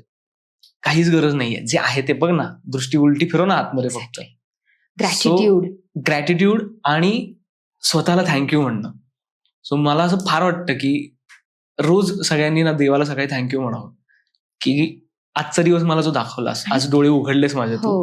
कारण आता जे काही चाललंय ना बाहेर सगळं, आता कोविड झाला किंवा आता पुन्हा एकदा चिकनगुनिया वगैरे सगळं सुरू झालंय, हे तेच होतं हे माझं. म्हणजे नाही त्या गोष्टी होत चालल्यात. 20-25 वर्षाची पोरं हार्ट अटॅकनी जात आहेत. खरंच. तर आज तुम्हाला परत डोळे उघडलेस माझे, मला जीवन ठेवलं, थँक्यू सो मच. अजून जे अचीव्ह करायचं ना ते केलेलं नाहीये मी. Let me work on it. Correct. कारण लाईफ पर्पज माझं सर्वच नाही झालंय अजून. सो मला वाटतं त्याच्या मागे धावावा. खूप मोठा वर्ड वापरलायस तू, लाईफ पर्पज. तुला सापडलाय का तुझा पर्पज? माहित नाही, कदाचित मी अजून शोधतोय, कदाचित सापडलाय, यू नेव्हर नो. पण असं कधी कधी असंही होतं की ना, फ्रॅक्शन ऑफ सेकंड तुम्हाला असं वाटतं की नाही, आपली डिरेक्शनच चुकते. म्हणजे मला मोठा बंगला पाहिजे, मला रेंज रोवर पाहिजे, हे पाहिजे, ते पाहिजे, हे माझा लाईफ पर्पज मी जर समजतोय. पण जर माझा लाईफ पर्पज आहे की मी लोकांसाठीच काम करायचं आहे. विद इन अ सेकंड एक त्याला कुठले तरी इन्सिडेंट पुरे असतो. सो मला वाटतं की हा लाईफ पर्पज तिकडनं येतो कुठनं तरी, आणि तो आपण सांगू नाही शकत की मला सापडलाय का नाही सापडलाय. आपल्या आपल्या अल्पमतीने आपण तो शोधण्याचा प्रयत्न करतो, पण तो ऍट दी एंड ना क्लिक होतोच की हाच आहे. आणि what is life without a purpose? Nothing. म्हणजे each day if you don't wake up की मला आज हे करायचंय, तर मग तू नाही उठणार. मग जी लोक झोपूनच राहतात ना तेजस, त्यांचा हा प्रॉब्लेम असतो. It's a very sad story की ते ईट स्लीप रिपीट हे जे काही स्लँग आहे ना आता इंटरनेटवरती, ईट स्लीप रिपीट खूप फॅन्सी वाटतं आणि असं वाटतं की oh it's so cool. It's not really. It is not. Eat sleep repeat. Are you living in between or not? आणि आपल्याकडे आणखी लोचा काय आहेत ना, तुकोबांनी सांगितलेली एकच गोष्ट काही लोक फॉलो करतात, त्यांच्या बाकीच्या गोष्टी काहीच फॉलो करत नाहीत. ठेविले अनंती तैशेची राहावे, चित्ती असू द्यावे समाधान, एवढंच घेऊन बसतात, तेवढंच फॉलो करतात. त्याच्या पुढचं मागचं वाचलं ना, म्हणजे वाचून आत्मसात केलं ना, तर खूप गोष्टी सोप्या होऊन जातील. बरोबर. मी एकांकिका करत होते तेव्हा मला एक आय डोंट रिमेंबर हे कुणी वाक्य लिहिलेलं, पण हे माझ्या राहिलंय माहितीये का, बोलता ना ज़हन में रह गया वो, की सोयीनुसार माणसं तत्व बदलतात. म्हणजे बदलतात. मी बदलले असतील, तूही झालं असेल, म्हणजे असतात ना शॅडो साईड प्रत्येकाची असते. पण मला असं वाटतं की त्या तत्वांमध्ये पण तुम्ही बदलली, चला करा, सोयीनुसार करा, पण तिथे तुम्ही ट्रूथफुल आहात का? त्या तत्वांपुरते तरी ट्रूथफुल आहात का? तर नाही. तिथेही सगळी गणितं चुकलेलीच असतात. तर मग तुम्ही कुठेच there is no loyalty, there is no honesty, there is nothing. मग काय जगताय तुम्ही? फेक आयुष्य. आणि असं कुणी सांगितलंय की सॅड झालं कीच हिलिंग घ्या, सॅड झालं कीच तुम्ही गायडन्स घेऊ शकता ना जनरली. जसं तुम्हाला म्हणालास की अरे आकाशी हे खूप सुंदर हे गोष्ट आहे, मला अजून आपण बोलूयात ह्याच्याबद्दल वगैरे, पण तुम्ही आयडेंटिफाय तर करा आणि त्याच्यावरती वर्क तर करा. तर काहीच जमत नाहीये याच्यातलं. तर ह्या लाईफ पर्पज जो आहे ना कुठेतरी, मला वाटतं हा शोधण्याचा पर्पजच संपलेला आहे बऱ्याच लोकांचा. तुझ्याही आयुष्यात आढळले असतील अशी माणसं आणि त्यांच्याशी संवाद नाही साधू शकत. संवाद साधताना तुला एक कुठेतरी असा ब्लॉकेज येतो आणि बॅरियर येतो की नाही यार, इसके आगे मैं इसको बोलूंगा तो समजेगा नहीं इसको, इट्स ओके झालं. ते कॉन्व्हर्सेशनच होऊ नाही शकत आहे. त्यामुळे जे ऍक्च्युअली त्या गोष्टी प्रॅक्टिस वगैरे करतायत ना, ते खूप असे साईडलाईन झालेले दिसत आहेत. म्हणजे बघ आता तू ऍक्टिंग फील्डमध्ये आहेस वगैरे, तर माझ्या खरंच मी ऑनेस्टली विचार नव्हता केला. मी तुझ्यासाठी काही दुसरे क्वेश्चन्स तयार केले होते खरं तर, पण त्यातला एकही मी प्रश्न तुला विचारलेला नाहीये, कारण का मला ही तुझी साईडच माहित नव्हती. आणि that's the beauty I think about the podcast. आणि ही आयडिया सुद्धा it's divine idea. It's not my idea. I cannot have such a beautiful idea is what I think. Only my दादा, माय डिवाइन कॅन हॅव. आणि हे जे सगळं जे घडलंय ना, it is all divine idea. It is because the divine wants influence, म्हणजे ज्यांच्याकडे इन्फ्लुएन्शियल पॉवर आहे, जसं तू आहेस, अजून इथे बरेचसे सेलिब्रिटी आलेत, येणार आहेत. इन्फ्लुएन्शियल जी पॉवर असते, जी आता खूप अब्यूज केली जाते सोशल मीडियामुळे, सॉरी प्रणिता, तर त्या पॉवरला पण यूज केलं पाहिजे. आपल्या आवाजाचं एक महत्व आहे. आपण जे बोलतो ते लोक ऐकतात, काहीतरी रिझन आहे, काहीतरी क्रेडिबिलिटी आहे, त्याच्यामुळे ऐकतात. तर मला असं वाटतं, तुला काय वाटतं, हे जे इन्फ्लुएन्शियल वर्ल्ड सुरू आहे त्यामुळे तुला ती किती रिस्पॉन्सिबिलिटी वाटते? तू किती स्वतःला रिस्पॉन्सिबल समजतोस? खूप जास्त रिस्पॉन्सिबल. म्हणजे मी खूप जास्त लकी मानतो स्वतःला की मी रिच आउट होऊ शकतो लोकांपर्यंत. आणि एक मला काहीतरी थोडीफार चांगली गोष्ट कळली ना, तर मी ती लोकांपर्यंत पोहोचवू शकतोय. जी बघणारे थोडीशी जास्त लोक असतील कदाचित. म्हणजे अगदीच असं नाही की फक्त माझ्या बिल्डिंग मधलेच लोक बघणार आहेत.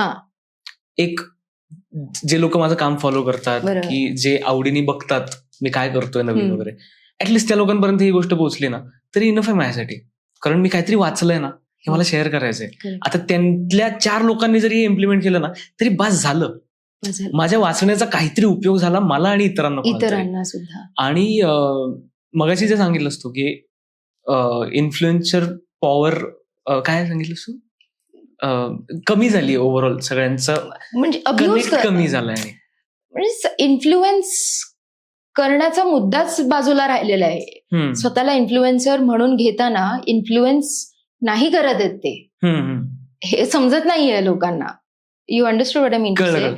मला आणखी एक गोष्ट वाटते, दरवेळेला ना शब्द असण्याची गरज नाहीये. माऊलींचं एक फार सुंदर आहे की शब्दाविण संवादीचे. म्हणजे ज्या माणसाला आपण शब्दांनी काही सांगत नाही आणि तरी त्याला कळतंय ना, त्याच्याशी बोला. करेक्ट. म्हणजे ही गोष्ट ज्याला कळतीये ना की मी काही बोलत नाहीये आणि तरी त्याला कळतंय, की त्याला तुमच्या गळ्यात अडकलेला हुंदका पण कळणार आहे आणि तुम्ही एकट्यात रडलेलंही त्याला कळणार आहे. तुम्हाला काही सांगायचीच गरज नाही. आता त्या माणसाचे जे कनेक्शन होईल ना, ह्यांनी तुम्ही पटापटा पटापटा ती जी पॉवर असेल किंवा तुमचा जो कनेक्ट असेल ना तो वाढवाल. मला वाटतं याला आपण प्रेम म्हणूयात का? असू शकेल. कारण का त्याशिवाय नाही कळू शकत. तुझं एखाद्या व्यक्तीवर जर प्रेम नसेल ना तर तुला नाही, you can't see through that person. तू वरवरच बघणार. कळतंय का? पण यासाठी ना आपण ग्लोबल व्हायला पाहिजे. म्हणजे अगदी एक उदाहरण म्हणून अगेन मला माऊलींचंच उदाहरण आठवतंय. पसायदानातलं जे पहिलं वाक्य आहे, वाक्य म्हणजे पसायदानाची पहिली जी ओवी आहे, आता विश्वात्मके देवे. त्यांनी फक्त ग्रामदेवताला नाही सांगितलं किंवा फक्त इथल्या गावच्या या देवता, विश्वात्मक देवाला त्यांनी सांगितलंय. सो एक मला वाटतं की खूप ग्लोबल होणं गरजेचं आहे सगळ्यांनीच, इन ऑल टर्म्स. बरोबर. इन्क्लुझिव्हिटी म्हणजे दादा सुद्धा म्हणतात ना, one world one family. Exactly. It is. आपण हे डिपेंडिंग ऑन द कॉन्टिनेंट्स आणि जे काय बॉर्डर्स आहेत, बॉर्डर्सच्या हिशोबाने आपण स्वतःला असं लांब लांब लांब लांब अलिप्त करतो. म्हणजे जसं फ्लॅट सिस्टम मध्ये कसं असतं की नाही, सगळे आपले आपले दरवाजे बंद करून घरी बसलेले असतात. पण गावाला गेलो की इतकी मजा येते ना. ती काय येते मजा, ते मला आतापर्यंत कळत नव्हतं की गावी आल्यावर का मजा येते, मामाकडे आल्यावर का मजा येते. आत्ता कळतं. कारण मामाच्या इथे बंगला आहे, गावाच्या इकडे गावातली घरं आहेत, सगळे येऊन तिथे सगळे भेटतात. फ्लॅटमध्ये 4च जण दिसतात रे रोज. ट्रू. तर ती मजा जी आहे ना ती इन्क्लुझिव्हिटी मध्ये आहे असं मला वाटतं. आणि तू म्हणालास ना की तू जे शिकलायस किंवा तू जे वाचलंयस ते 4 लोकांपर्यंत पोचलं. हा जो तुझा भाव आहे ना, I think this is the life purpose. कारण का जेव्हा आपण लाईफ पर्पज बद्दल बोलतो ना, तर it's not just about your life free come on. नाहीतर तू तुझ्या एकट्याबद्दलच किंवा माझ्या एकटीबद्दलच जर ते असतं ना, किंवा या जगात जन्माला आलेल्या प्रत्येक जण ते इंडिव्हिज्युअलच जर देवाचं काहीतरी म्हणणं असतं ना, तर सगळ्यांना इतके स्टार्स आहेत, इतके प्लॅनेट्स आहेत, इतकं काय काय गॅलेक्सीज आहेत, कुठे कुठे प्रत्येकाला एक एक दिलं असतं ना. आपल्याला एका घरात बसवलंय, अर्थ नावाच्या घरात बसवलंय, तर त्याचा काय अर्थ आहे हा आपण नाही फाइंड आउट करत. तू जे शिकशील ते मी शिकेन, मी जे शिकेल ते अजून 4 जण शिकतील, 4चे 40, 40चे 400 होतील आणि ते रिपेल इफेक्ट होईल. राईट. हा विचार न करणं is a problem in finding the life purpose. पण तू हा विचार करतोयस ना, तर as a healer, as whatever space I hold, I would tell you are really on a right path. तू स्वतःसाठी तर ऍक्टिंग वगैरे करतोच आहेस, पण हे जे बाकी सगळं ज्ञानप्राप्ती तू करतोयस आणि तुझी जी ही इच्छा आहे खूप, आणि तुझ्या डोळ्यात दिसते ती इच्छा, it's not just for me, मला तर होणारच आहे, मी वाचणार मला तर होणारच आहे, पण दुसऱ्यांपर्यंत पोहोचलं पाहिजे. ही जी इच्छा आहे ना, that is you are serving your life purpose already. Tejas, thank you so much. I am so glad. Yes, you are on the right path is what I will definitely say. तू मला सांग, तू लहानपणापासून असंच आहेस? हो, म्हणजे तू मस्तीखोर वगैरे होतास की काय? कसं होतं तुझं लहानपण? कसं होतं मला सांग. तेजसचं लहानपण कसं होतं?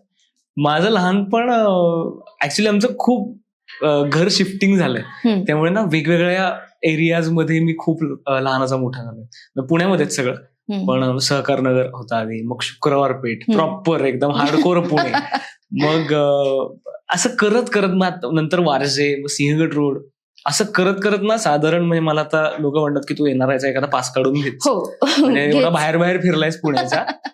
कारण शुक्रवार पेठ एक सोडलं तर बाहेरचे सगळे एरिया होते. आउटस्कर्ट्स. तर त्यामुळे मला ना वेगवेगळ्या लोकांशी कनेक्ट होता आलं छान. करेक्ट. म्हणजे शुक्रवार पेठेत ती वाडा संस्कृती जी आहे ना अजूनही आहे. सो मी ज्या बिल्डिंग मध्ये राहायचो, आता पूर्वी तिथे वाडा होता, तर त्याची ओनरशिप झाली नंतर आणि मग ते फ्लॅट्स मध्ये डिवाइड झाले लोक.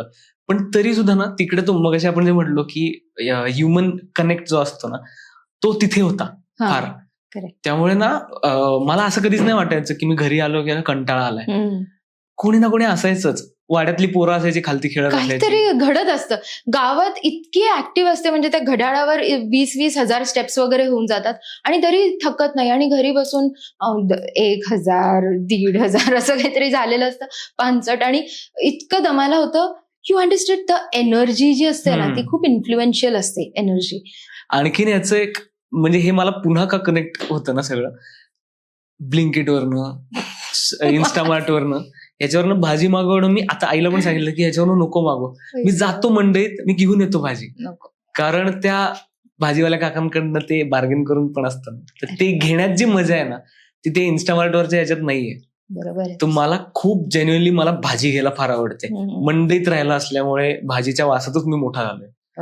त्यामुळे ती लहानपणाची एक ती मेजर मोठी आठवण आहे माझ्यासाठी. कारण प्रॉपर हार्डकोर पुण्यात मंडईत मी लहानाचा मोठा झालोय. ब्लिंकिटचं हे जे काय आपण प्रमोशन करतोय उगाचच्या उगाच, माझा हे बीप केलं तरी चालेल. आम्ही बीपच करणार आहे की नाही, कारण मी काय रे मला कंटाळा येतो मला खाली जाऊन वगैरे. म्हणजे माझ्या नवऱ्याने मला गाडी घेतली आणि बर्थडेला, आणि त्याने मला सांगितलं, ऐक गाडी घरात फिरत नाही हा, गाडी घरात फिरत नाही. म्हणजे मी अशी की बाहेर गेली तर बाहेरची, घरी आली की घरातलीच. त्यामुळे हे जे ब्लिंकिट प्रकरण आहे ना ते का आयुष्यात आलं असं झालंय. म्हणजे खूपच त्याने घरकोंबडी करून ठेवलं माणसांना, माहितीये का. आणि हे मंडई वगैरेचं जे मला खूप आवडतं खरं तर, पण तो कंटाळा जो आहे ना तो I am working on it. I am also spiritually working on it. Definitely I will get there maybe. तू जातोस शॉपिंगला आईसोबत वगैरे? खूप नाही. मी असा शॉपिंग पर्सन नाहीये मी फार. ऍक्च्युली गरज पडेल तेव्हा तेवढ्या पुरतं. आता हा कुर्ता सुद्धा मी आपला इंटरव्ह्यू वगैरे होता म्हणून मी घेऊन आलोय तेवढ्या पुरतं. मी असं बेसिक शॉपिंग वाला, मी असं फार काही शॉपिंगला गेलं असं कधीच नाही मग माझं. किंवा फार तर मी पूर्वी मग कधी मुंबईला वगैरे गेलो, बांद्रा मार्केटला वगैरे असं ते चक्कर टाकायचे, बार्गेन करून वगैरे घ्यायचं. तितपत मी शॉपिंग पर्सन आहे. फार असं शॉपिंग नाही. करेक्ट. मला आठवतही नाही की असं चला शॉपिंग करूयात असं कधी. किंवा माझ्यासाठी माझी शॉपिंग माझी बहीण बऱ्याचदा करते की तू कंटाळा आलाय मला तुला त्याच कपड्यामध्ये बघून, चल आपण टी शर्ट घेऊन येऊ असं म्हणून ती टी शर्ट घेऊन देते मला. म्हणजे जर मला कोणीतरी काहीतरी गिफ्ट दिलं तर मी ते गिफ्ट राहून जातं बाजूला. मी त्याला म्हणजे तो माणूस म्हणतो तर फेक ग बाई, दुसरं देतो, पास झालं. So it's like that. Basic. So basically I think मला वाटतं की जे स्पिरिच्युअली इन्क्लाइंड असतात ना त्यांना फार मटेरियल्सची काही असतं घेणं देणं. एक छान वाटतात गोष्टी हे ते वगैरे, पण ते तात्पुरतं असतं. It's not life for us kind of people, right. चला स्पिरिच्युअलिटी इन प्रोफेशनल प्रॅक्टिस मी आता 4 वर्षापासून आणली आहे. बट आय थिंक मी लहानपणापासूनच तशी आहे, लहानपणापासूनच. आणि मी नेहमी आहे ना त्या गोष्टींचा विचार करायचे की हे अर्थ का घडली, मग हे प्लॅनेट्स का घडले, कारण का अभ्यास करावा लागायचा ना. मग माझा असं का अभ्यास करावा लागतोय, का करावा लागतंय, कारण ही अर्थ बनली म्हणून अभ्यास करायला लागतंय. तुझं असं झालंय का कधी? तुला एक्झॅक्ट माहित नाहीये की हे स्पिरिच्युअलिटी आहे वगैरे, पण ऑटोमॅटिकली घडलं असं काय आहे का? असं आठवत तर नाही, पण अशा असू शकतील बऱ्याच गोष्टी. कारण ना एकटाच बसून काहीतरी विचार करत बसेल हे लहानपणापासून नाही माझं. त्यामुळे कधी या सुपीक डोक्यात काही येऊन गेलं असेल तर ते असं येऊन गेलंय. पण असतील डेफिनेटली बऱ्याचशा गोष्टी असणार आहेत अशा. करेक्ट. तेजस सांग, इमोशनली किती ट्रान्सपरंट असतो किंवा किती वल्नरेबल असतो आणि कोणासमोर खुलतोस? मी रिझर्व्ड असतो, पण प्रचंड इमोशनल माणूस आहे मी. आता माझ्या जवळचे जेवढे लोक आहेत सगळ्यांना माहिती आहे प्रचंड इमोशनल आहे. आणि तितकाच मी रूड पण असू शकतो at times. In what sense की एखादी व्यक्ती आहे नाही पटत आहे किंवा ती एक आपण म्हणतो ना वेवलेंथ मॅच होत नाही किंवा काहीतरी एक गडबड आहे, तर माझ्यासाठी मग ती व्यक्ती एक्झिस्टच करत नाही तिथे. मी काही बोलणार नाही त्या व्यक्तीला जाऊन, मी काही भांडणार नाही, काय नाही. मी भांडणंच बंद केलं आता इन जनरल लोकांशी. माझ्याकडनं होतच नाही भांडणं. त्यामुळे मी ती व्यक्ती मग इनव्हिजिबल असते मग माझ्यासाठी. आरपार बघतो मी, मला फरक पडत नाही. पण अदरवाईज जवळचे जे असतात ना त्यांच्यासाठी म्हणजे रात्रीत फोन करावा त्यांना, मी आहे असा पुचीन मी. इतपत कनेक्टेड असायला आवडतं मला लोकांची आणि प्रचंड इमोशनली मी. आणि स्ट्रेंजर्सशी वगैरे बोलायला आवडतं? हो, खूप खूप खूप जास्त. काय वाटतं तुला, स्ट्रेंजर्सशी बोलून तुला कसं फील होतं? का बोलतोस तू स्ट्रेंजर्सशी? बरेचशा लोकांना नाही आवडत, बरेचशा लोक स्केप्टिकल असतात. काय आहे तुझं असं वगैरे? स्ट्रेंजर्सशी पण ना एखाद्याची असं वाटतं की याच्याशी जाऊन बोलावं, एखाद्याची वाटतं की नाही बोलावं, काहीच असू देत. पण ना ज्यांच्याशी बोलावं असं वाटतं ना त्यांच्याकडनं ना काहीतरी एक इनपुट मिळतं ऑलवेज, इन एनी विच वे. आपल्या ओळखीची एक व्यक्ती इंदोरला पण असते, हो, पण सगळ्या इंदोरला आपण ओळखत नाही. पण पुण्यात राहून सुद्धा मला 2 चौक पलीकडे कोण राहते मला माहित नसतं. बरोबर. हे ट्रूथ्स का पडतात? बरोबर. आता असं पण होतं की रॅन्डम कोणीतरी जाता जाता एखाद्या व्यक्तीशी काहीतरी ओळख झाली वगैरे, अच्छा तो तुझा मित्र आहे का, हा तो माझाही मित्र आहे वगैरे, असं होतं. सो मला हे फार मला कोडं वाटतं किंवा मला मजा येते ह्याची, की आपण म्हणतो ना जग छोटं आहे वगैरे. तर जग खरंच छोटं आहे का आपल्यासाठी छोटं आहे? कारण एवढे कनेक्टेड लोक कसे असू शकतात?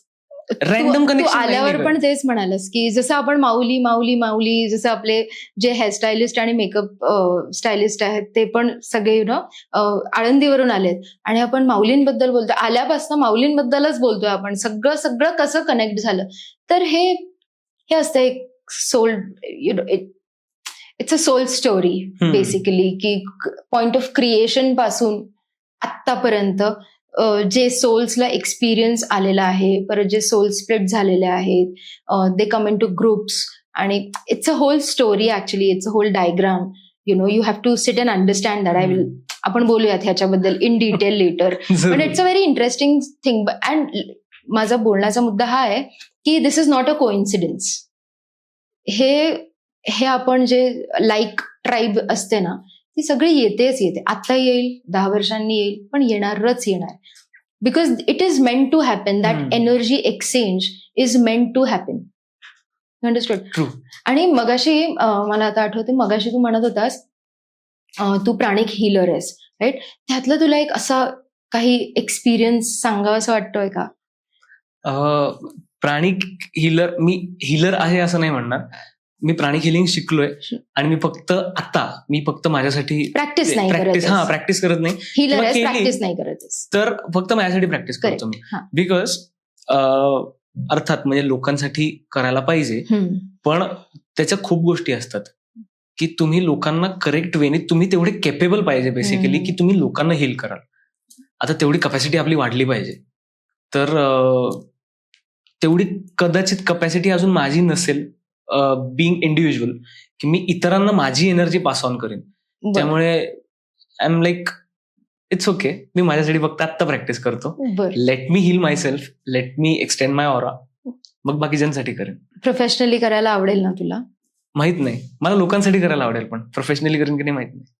प्रोफेशनली लोकांसाठी करायला आवडेल म्हणजे असं की हे मी आता हे माझं प्रोफेशन आणि मी करतोय असं नाही की सपोज एखाद्या व्यक्तीला गरज आहे, चल ठीक आहे, आय लिव्ह असं या नोटवरती. म्हणजे की पण जसं मी तुला मगाशीही सांगितलं, मी आता रिपीट करते सो दॅट आपल्या ऑडियन्सला पण कळेल की if you want to become a healer, no, you choose to become a channel. मी असं केलं ना की आपण एक कार्मिक बॉन्डेज मध्ये येतो, राईट? आणि आपण कोण आहे हीलिंग करणारे, right? It's the divine's job. कुठल्याही प्रकारची जेव्हा हीलिंग तू शिकशील, जर पुढे जाऊन तू शिकलास किंवा काय, तर हा विचार ठेवायचा की you are just a channel आणि the divine is healing you. ज्याच्याने काय होईल माहिती का, तू त्या कार्मिक गिव्ह अँड टेक मध्ये नाही राहणार, कारण कर्म देवाला लागत नाही, राईट? सो जे काही त्यांचं देणं घेणं आहे ते बघतील.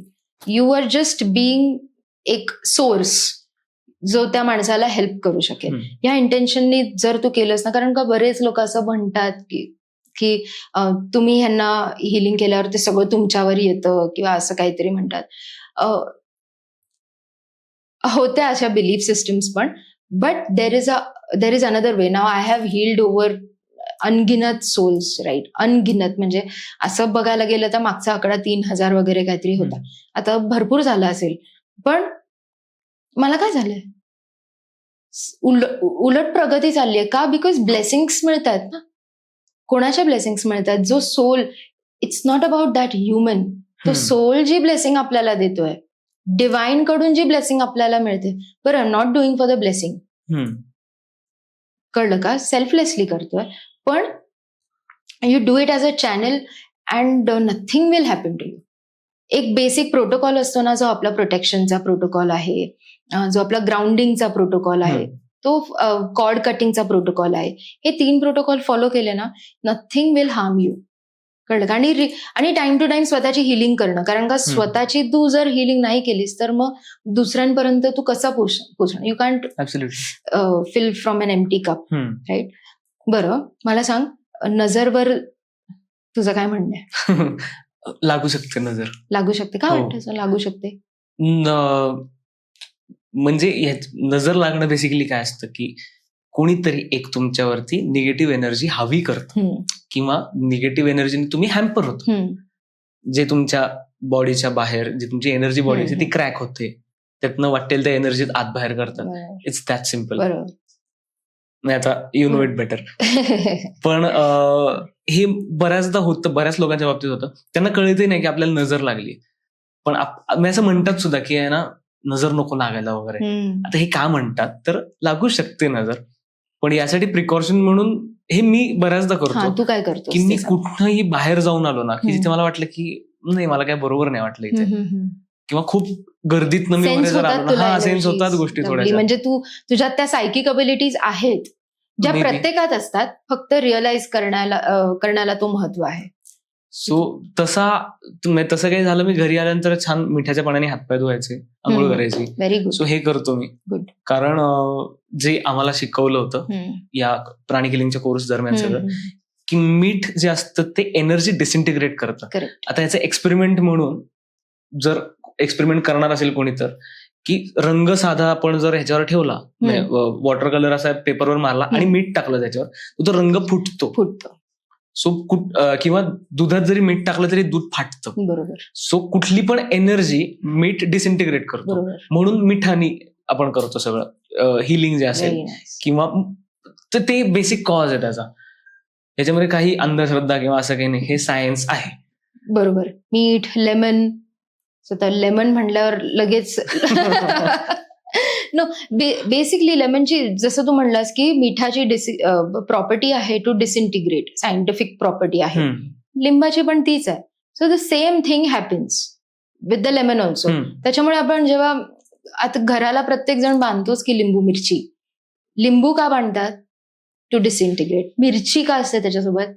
की जल जाए, जो नजर है वो जल जाए. तिखट जे असतं ना, ते तिखट कुठली गोष्ट टिकू देणार नाही तिथे, तर त्या तिखटाने ती नजर मरून जाईल. आणि कोळसा again black, it also has protective properties. So कोळसा यूज करतात, राईट? नजर काढताना मीठ, मिरची, मोहरी, आजी किंवा आई आपली ह्याच्यानेच नजर काढायची ना. तुझी काढली आहे का कधी आईने? खूपदा, अजूनही काढते. आपण कुठेतरी जाऊन आलो, छान दिसलो एखाद्या इव्हेंटला, की मम्मी चालूच डायरेक्ट इडा जाऊन, व्हॉटएव्हर, राईट? सो आणि मला असं वाटतं ना, नजर बेसिकली लागते, पण आपला ऑरा जर स्ट्रॉंग असला तर ती पोचत नाही मग आपल्याकडे. कोणी सेंड केली आहे तर that's their job, but our job is to keep our aura intact. जे तू स्पिरिच्युअल प्रॅक्टिसेस करतोस, तुझं काही स्पिरिच्युअल रुटीन वगैरे आहे का? आणि असेल तर आम्हाला सांग. रुटीन असं काही नाहीये खरं, पण देवाला आतून मनोभावे की नमस्कार करणं, म्हणजे असं मेडिटेशन किंवा रिच्युअल बाथ किंवा स्पिरिच्युअल ट्राय करतो, रेग्युलर करीन याचा मी ट्राय करतो. मी आता काही गेल्या महिन्यांपासून तर मी डेफिनेटली ट्राय करतो, आणि जे खूप छान अफेक्ट करतंय मला, की त्याचे रिझल्ट खूप चांगले येतात. आतून शांत वाटतंय मला फार. लवली. आणि पण अगेन अशी काही रेग्युलर प्रॅक्टिस असंच मी नाही करत. पण मला छान वाटतंय ना, जे आपल्याला छान वाटते ते करत राहावं असं मला फार वाटतं, की त्या टाइम आणि डेजच्या बाउंडेड राहण्यापेक्षा करत राहावं. मला असं वाटतं तू विचार करतोस, तू थॉट आहे तुझा, बट कधी कधी तुला एक गो विथ द फ्लो पण व्हायला आवडतं. हो. ना, दोन्ही गोष्टी तुला आवडतात. मग बऱ्याचदा असं होतं की मी कधीतरी एकटाच बाईक काढतो, मी कुठेतरी फिरून येतो. नाही, मला काहीच नाही करायचं, मला मेडिटेशन नाही करायचं, हे नाही करायचं. किंवा कधी कधी असंही होतं की मी येतो स्वारगेटला इकडे, दिसेल त्या बसमध्ये बसतो, लास्ट स्टॉपचं तिकीट द्या. हा, मी हे पण करतो. मध्ये मी एकदा असा कराडपर्यंत एसटीने जाऊन आलो होतो. बर, असंच काहीच कारण नाही, मी जाऊन आधी करायचे. लग्न वगैरे ठरायच्या आधी मी असले कामं खूप केले, गोव्याला वगैरे जाऊन बसायचे. I love to spend time with myself. तुला आवडतं स्वतःसोबत खूप जास्त वेळ घालवायला? मला खूप आवडतं. मला एक ते जो माणूस स्वतःची कंपनी एन्जॉय करतो ना, I think that person has one life. ज्या पॉइंटवर आपण सुरू केलं होतं की तू कसा आहेस, आनंदी आहे. सो ज्याला स्वतःसोबत टाइम स्पेंड करायला आवडतं ना, तो कायम आनंदीच असतो. तो कधीच दुःखी नाही असतो. माझं असं म्हणणं आहे की तू तुझी ड्रीम लाईफ जगतोयस का, आणि तुझी ड्रीम लाईफ कशी आहे? माहित नाही अजून मला कशी आहे. मला कदाचित अजून ते फिगर आउट ड्रीमच नाही केलंस का? हा, किंवा आय एम हॅपी जे आत्ता चाललंय. मगाशी मी जे म्हटलं की मी असंच बाईक काढून कुठेतरी फिरायला जातो, तर मध्ये असाच मी गेलो होतो. आणि तेव्हा काय उगाच काहीतरी झालेलं असतं कधीतरी, त्यामुळे ते असं उगाच डोक्यात की वाय मी, किंवा असे जे हे असतात ना की एवढा डाऊन का, किंवा असं पण कधीतरी होतं, आपलं बऱ्याचदा होतं. तर मला जाता जाता त्याचे टेंट लागलेले असतात ऊसतोड कामगारांचे, मला ते टेंट दिसले. आणि तिकडे एक मुलगा बाहेर आपला कुठेतरी काहीतरी हे करतोय, ती एक बाई आतमध्ये त्यातल्या त्यात काहीतरी छोट्याशा जागेत स्वयंपाक बनवते. मी तिथे थांबलो फक्त, आणि अगेन ते त्यांची एक लाईफ जगतायत. पण तेव्हा मला असं वाटलं की आज माझ्याकडे राहायला घर आहे, आज मला असे कष्ट नाही करायला लागत, आज यांच्या हातावर पोट आहे. आज मी घरी गेलो आणि मला आईला सांगितलं, आई मला भूक लागली, तर आई असं नाही म्हणणार की बाहेर जाऊन कमवून आण. सो माझ्याकडे ऑलरेडी खूप आहे ना, असलं दुःख करतोय मी. बरोबर, जे आहे त्याच्या वर जायचंय डेफिनेटली, पण दुःख करत बसण्याचा अर्थ नाहीये. छान वाटलं मला, थोडा फिरलो, मी परत घरी आलो. पण अगेन सेल्फ टाइम जो आपण स्पेंड करतो ना स्वतःसोबत, खूप शिकायला या गोष्टी खूप कळतात ना, कारण का आपण स्वतःसोबत असतो, डिस्टर्बन्स काही नसतो ना, मित्रांचा डिस्टर्बन्स ना, फॅमिलीचा, हजबंड वाईफ जो कोण असेल त्यांचा कोणाचा डिस्टर्बन्स नसतो, कोणाचा पॉइंट ऑफ व्ह्यू नसतो. आपण आपल्यासोबत आपला वेळ घालवत असतो, आणि तो वेळ घालवत असताना खरंच खूप छान बोध होतात. ऍक्च्युली रडलायस का एकट्यात कधी? खूपदा. कधी कधी असंही होतं की काहीच कारण नसतं, माहित नसतं काय कारण आहे, पण येतं असं. Like let it be, let it flow. छान वाटतं, म्हणजे आंघोळ केल्यासारखी वाटतं, इंटरनल आंघोळ, इमोशनल डिटॉक्स असतं. हो, इमोशनल डिटॉक्स, आंघोळ केल्यासारखं एकदम फ्रेश वाटतं. इमोशन्स तुझ्यासाठी किती महत्वाचे आहेत? खूप जास्त इमोशन्सवर तर पोट आहे माझं. ऑफकोर्स. पण खूप जास्त इम्पॉर्टंट मला वाटतं, ती प्रेशियस गोष्ट आहे आणि खूप. कारण म्हणजे इव्हन ऍक्टिंगच्या अनुषंगाने सुद्धा, की मला कधीच कुठे जाऊन शिकता नाही आलं प्रोफेशनली, की मी कुठल्या मोठ्या इन्स्टिट्यूटमध्ये गेलोय, कुठल्या गुरूंकडे मला अभिनय शिकता आलं वगैरे, असं कधीच नाही झालंय. पण मला देवाने एक गोष्ट दिली आहे, इमोशन्स, भावना. बरोबर. त्याच्यावर आय एम लाईक की चल ठीक आहे, टेक्निक नाही ना माझ्याकडे इमोशन आहे. I can drag my self, I can drag my career, I can drag my craft. Correct. So खूप प्रेशियस गोष्ट आहे माझ्यासाठी ती. आणि तू बोलताना तो खरेपणा खरंच फील होतोय, तो खरेपणा, की तू खरं बोलतोयस म्हणून. कारण का बाकी काही नाहीये माझ्याकडे, हे इतकंच आहे, आणि याच्याने बघू काय घडेल ते घडेल. Very nice Tejas. With this we come to the last segment.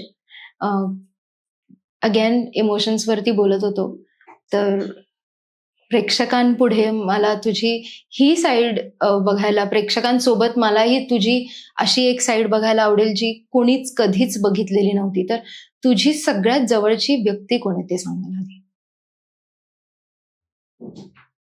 माझी फॅमिली आहे ऍक्च्युली, सगळीच फॅमिली माझी. सगळी फॅमिली? हो. आई वडील, माझी बहीण, माझा भाचा. बर. असे. बरं, आता हा सेगमेंट असा आहे की तुला बोलायचंय, डोळे बंद करून तुला बोलायचंय तुझ्या आवडत्या व्यक्तीशी. भाचा, त्याची तर बोलतोच. इंटरनल संवाद, तुला कळलं का? एक इंटरनल संवाद साधायचा आहे त्यांच्यासोबत, किंवा तुला काहीतरी त्यांना बोलायचं आहे. तुझा भाचा आता लहान असेल, त्याला तुला काही गोष्टी सांगायच्या आहेत, यु नो, इंटरनल. आणि हा संवाद पोचेल बरं का त्याच्यासोबत, त्याच्यापर्यंत तो पोचेल. त्यामुळे कोणाशीही तू चूज कर ती व्यक्ती आणि त्याच्यासोबत बोल आमच्या पुढे. मला वाटतं की माझ्या फॅमिलीची तर मी आता खूपच क्लिअरली आम्ही बोलतोच, म्हणजे घरी सुद्धा. बर, So मी त्यांच्याशी क्लिअर बोलूच शकतोय. पण ज्यांच्याशी मी फिजिकली संवाद नाही साधू शकत आहे, ज्यांना मी आळंदीत भेटायला जातो, बर. मला त्यांच्याशी बोलायला फार आवडेल. Oh, of course Tejas, please, it's your time, please take your time.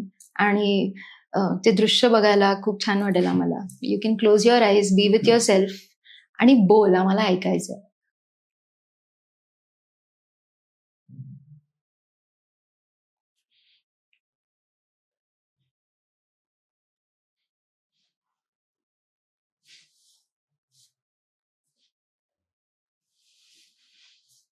माऊली, तुम्हाला इकडनंच साष्टांग दंडवत. तुम्ही स्पिरिच्युअल जर्नी माझी जी होती ती कम्प्लिटली चेंज केली आहेत. माझा स्वतःकडे बघण्याचा, जगाकडे बघण्याचा सगळा पर्स्पेक्टिव्ह चेंज करून दिलात तुम्ही. आणि अध्यात्म म्हणजे फक्त देव नसून अध्यात्म हे विज्ञान सुद्धा आहे, हे तुम्ही मला जाणवून दिलात. आणि कदाचित माझ्या निमित्ताने ते सगळ्या लोकांना सांगायची संधी मला माझ्या कामातून तुम्ही देताय. माझ्याकडून जे काही चुकलं असेल त्याची सगळी जबाबदारी माझी. पण मला आज तुम्हाला खूप खूप खूप मनापासून धन्यवाद म्हणायचंय. माझ्याकडून जे काही चांगलं झालंय ते सगळं तुमच्या कृपेने झालंय. असेच कृपा आशीर्वाद कायम कायम माझ्यासोबत ठेवा.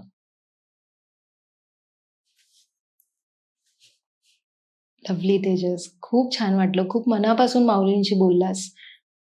अगेन खूप छान वाटलं. कसं वाटलं तुला हा छोटासा अनुभव? कसा वाटला? फारच छान वाटलं. दिसले तुला माऊली? अर्थात. दिसला पाहिजे. कुठे दिसला देव तुला? डोळे बंद केल्यावर देव तुला कुठे दिसला? इथेच दिसतो तो कायम. करेक्ट. आणि आपण पूर्ण जगात शोधत असतो त्याला.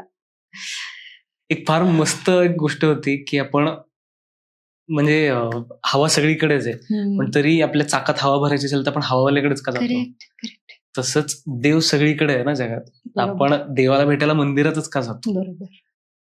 जगात आपण ताठमनेने फिरत असतो. मंदिरात जाताना आपण डोकं झुकवून जातो. बरोबर. देवाकडे जाताना कायम डोकं झुकवून जायला पाहिजे, म्हणून देवळात जायचं. म्हणजे हा पॉडकास्ट पण मी करेन, नाही करणार, कसा करणार, माझ्याने जमेल की नाही जमणार, मला काहीच माहित नव्हतं. पण ते एक झोकून दिलं रे, झोकून दिलं. आणि मला खूप आवडतं हे करायला. मला खरंच वाटलं नव्हतं मी हे सगळं कधी करेन, किंवा माऊली माझ्याकडनं काही हे सगळं करून घेतील. मला वाटतंय की मला भरपूर काय काय अजून शिकायचंय. आणि मला बुक्स वाचायला खूप आवडतं, आणि त्याहून जास्त मला माणसं वाचायला खूप आवडतं. आणि ती ऑपॉर्च्युनिटी जी काय दिली, मला खूप आवडतं स्ट्रेंजर्सशी बोलायला. तर आता ह्या पॉडकास्ट थ्रू मी खूप लोकांना भेटणार आहे. माऊली मला खूप लोकांना भेटवणार आहेत, आणि इतकी सुंदर पुस्तकं मला वाचायला मिळणार आहेत. त्याचा मला खूप आनंद वाटतो या क्षणाला. आणि मला तुला भेटून तेजस खूप छान वाटलंय. आणि आपण नक्की त्या सगळ्या गोष्टींवर, सोल ग्रुप आणि आकाशिक, ह्या सगळ्यांवर नक्की आपण बोलूयात. आणि how did you feel about this whole experience? खूप मजा आली, खूपच जास्त मजा आली. आपण बिलकुल एंटरटेनमेंट वगैरे बद्दल काहीच बोललो नाहीये. तुझ्याबद्दल, तुझ्या अभ्यासाबद्दल, नॉलेज, विजडम बद्दल बोललोय. कसं वाटलं तुला हे सगळं शेअर करून? मला मजा आली आणि मला फार नवीन वाटलं. कारण ना, मग तू सुरुवात कुठनं केलीस आणि मग काम करताना कसं एक्सपिरियन्स वगैरे, हे ना खूप बोलून झालंय. मला वाटतं की लोकांना सुद्धा हे ऐकण्यात आता फार, म्हणजे हे ऐकण्यात फार आता काही इंटरेस्ट पण नसतो लोकांना, की ह्यानी कुठनं सुरुवात केली, ह्याचा स्ट्रगल काय. ह्याच्या पुढे मला जे एक्सप्लोअर करायचंय, हा टेकअवे लोकांना मिळणं जास्ती लोक एन्जॉय करतील. आणि मला I'm वाटतं sure. की हा टेकअवे लोकांना कदाचित मिळेल या सगळ्याच पॉडकास्ट ऑफकोर्स मिळेल. आणि तू खूप सुंदर पद्धतीने मांडलंस. तुझा अभ्यास खूप छान आहे, वाचन खूप सुंदर आहे. Please continue this journey, because I said you are already on the path of serving your life purpose. So thank you. All the very best for everything that you want to do. खूप खुश राहा, आनंदी राहा, हसत राहा असाच. आणि जितका आत्ता खरा आहेस ना तेजस, तितकाच खरा राहा. God bless you. चांगली मुलगी म्हणू तुला. Thank you. Thank you so much guys. Thank you so much. I hope तुम्हाला Thank you. सगळ्यांना हा पॉडकास्ट आवडला असेल. आणि आवडला असेल तर नक्की पॉडकास्टला लाईक करा, शेअर करा, सबस्क्राईब करा आणि बेल आयकनला काय करा? बेल आयकॉन प्रेस करा. बेल आयकॉनवर प्रेस करा. Sorry, new to it. Bye.